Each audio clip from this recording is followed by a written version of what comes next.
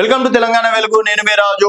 Congress party 15 నెలల పాలన పైన అలాగే ప్రస్తుతం ఉన్నటువంటి పరిస్థితుల పైన సిఎల్పి సమావేశం నిర్వహిస్తుంది.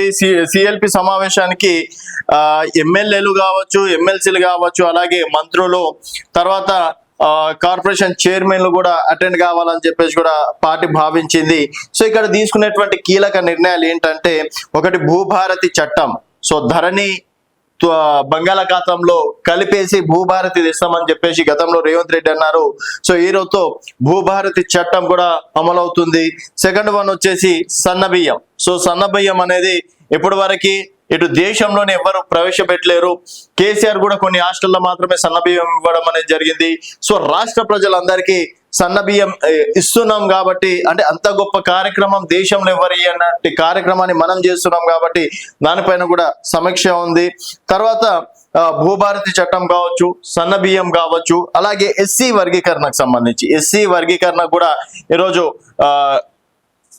గెజిట్ విడుదల చేయడం అనేది కూడా జరిగింది. అలాగే బీసీ కులగణన కావచ్చు. సో ఇట్లాంటి కీలక బిల్లులు కూడా ప్రవేశపెట్టడం అనేది జరిగింది. మరి కీలక బిల్లులని జనాల లోపలికి ఎంతవరకు తీసుకెళ్తున్నారు అన్నది ఇక్కడ క్వశ్చన్ మార్క్. సో సన్నబియ్యం విషయంలో ప్రతి ఒక్క ఎమ్మెల్యేలు కూడా ఆయా ఎవరైతే లబ్ధిదారులు ఉన్నారో వాళ్ళ ఇంటికి వెళ్ళి భోజనం చేయాలని చెప్పేసి కూడా భావిస్తున్నారు. అలాగే ధరణి వల్ల కలిగినటువంటి నష్టాలేంటి, భూభారతి వల్ల వచ్చే లాభాలేంటి, దీనికి తేడాలు ఏంటి అనేది కూడా జనాల లోపలికి తీసుకెళ్లే ప్రయత్నం చేయాలని చెప్పేసి కూడా అంటున్నారు. తర్వాత ఎస్సీ వర్గీకరణకు సంబంధించి విషయంలో కూడా 30-40 సంవత్సరాలు ఉన్నటువంటి పోరాట ఫలితం ఈరోజు ఎస్సీ వర్గీకరణకి మొట్టమొదటిసారిగా తెలంగాణ రాష్ట్రం గెజిట్ విడుదల చేయడం అనేది జరిగింది. సో ఆ విషయంలో కావచ్చు, తర్వాత కాంగ్రెస్ పార్టీ రాజు యువ వికాస్ కావచ్చు, ఇట్లాంటి పథకాలు అనేది అనేక పథకాలు తీసుకొచ్చింది. సో ఈ పథకాలు జనాల లోపలికి ఎంతవరకు రీచ్ అవుతున్నాయి, సో ఎందుకు మనం ఇన్ని పథకాలు పెట్టినప్పటికీ జనాల లోపల మైనస్ అవుతున్నాం. నాలుగోది వచ్చేసి ఇందిరమ్మ ఇల్లులు. సో ఇందిరమ్మ ఇల్లులు కూడా ఆల్రెడీ కొన్ని చోట్ల మనం కూడా తెలంగాణ వెలుగు నుంచి అప్పారెడ్డిగూడెం అనే విలేజ్ కి వెళ్ళడం అనేది జరిగింది. అక్కడ కూడా కొంతమంది లబ్ధిదారులతో కూడా మాట్లాడే ప్రయత్నం చేసినాం.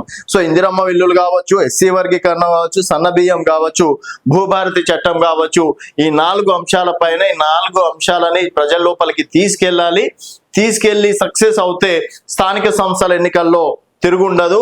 సో జూన్ 2 తర్వాత ఏ క్షణానైనా సరే స్థానిక సంస్థల ఎన్నికలు ప్రకటించే అవకాశం ఉంది. సో మాక్సిమం జూన్ మొదటి వారం లోపల సర్పంచ్, ఎంపీటీసీ, జెడ్పీటీసీ ఎన్నికలకు సంబంధించి ఒక క్లారిటీ వచ్చే అవకాశం ఉందని చెప్పేసి కూడా చెప్పుకోవచ్చు. సో ఎందుకంటే ఇప్పుడు జూన్ 2 నాడు రాజు యువ వికాస్ పథకాన్ని ప్రారంభించిన తర్వాత ఆ రోజే అనౌన్స్మెంట్ చేసే అవకాశం ఉంది. సో జూన్ 15 వరకు ఈ సర్పంచ్ ఎలక్షన్స్ అవన్నీ కంప్లీట్ చేసే అవకాశాలు ఎక్కువగా ఉన్నాయని చెప్పేసి కూడా చెప్పుకోవచ్చు. సో ఒకవేళ జూన్ 2 నాడు అనౌన్స్మెంట్ చేసిన జూన్ లాస్ట్ వీక్ వరకు ఈ స్థానిక సంస్థల ఎన్నికల పైన అంటే కంప్లీట్ చేసే అవకాశాలు ఉన్నాయి. సో ఇప్పుడు ఏప్రిల్ 15 ఆల్రెడీ సగం నెల అయిపోయింది. సో మే నెల లోపల ఈ 4 పథకాలు ప్రజల లోపలికి తీసుకెళ్లి జూన్ లో సర్పంచ్ ఎన్నికను నిర్వహించాలని చెప్పేసి కూడా ప్రభుత్వం భావిస్తుంది. సో ప్రతిపక్షాలు చేస్తున్నటువంటి మాటల్ని తిప్పికొట్టడానికి కూడా సోషల్ మీడియాలో యాక్టివ్నెస్ కావచ్చు, తర్వాత ప్రజల్ని కలవడంలో కావచ్చు, ఎమ్మెల్యేల పైననే భారం వేసినట్టు కూడా తెలుస్తుంది. అలాగే ఎమ్మెల్యేలకి ఈ టార్గెట్ ఇస్తున్నట్టు కూడా తెలుస్తుంది. మరి 4 పథకాలు ప్రజల లోపలికి తీసుకెళ్తే కాంగ్రెస్ పార్టీకి స్థానిక సంస్థల ఎన్నికల్లో విజయం తిరుగులేదని చెప్పేసి అనుకోవచ్చా అనేది మీ అభిప్రాయాల కింద కామెంట్ రూపంలో తెలియజేయండి. చూస్తూనే ఉండండి తెలంగాణ వెలుగు.